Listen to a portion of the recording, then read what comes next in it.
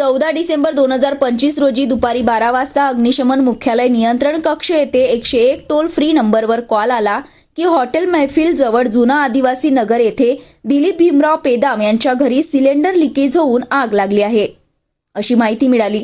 माहिती मिळताच पाळी प्रमुख विलासराव उमेकर यांच्या आदेशानुसार फायर लॉरी क्रमांक MS27 BX 6913 वाहन चालक गौरव फुके, नितीन इंगोले, फायरमन अमोल साळुंके, राजेश गजबे, निखिल बाठे तत्काळ घटनास्थळी पोहोचल्यावर अग्निशमन दलातील जवानांनी तत्काळ पेटलेल्या सिलेंडरकडे धाव घेतली।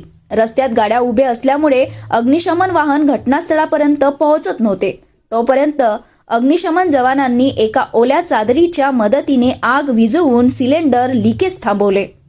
अग्निशमन दलाच्या तत्परतेने घरातील साहित्याचे मोठे नुकसान वाचवले व परिसरातील इतर घरे वाचवली।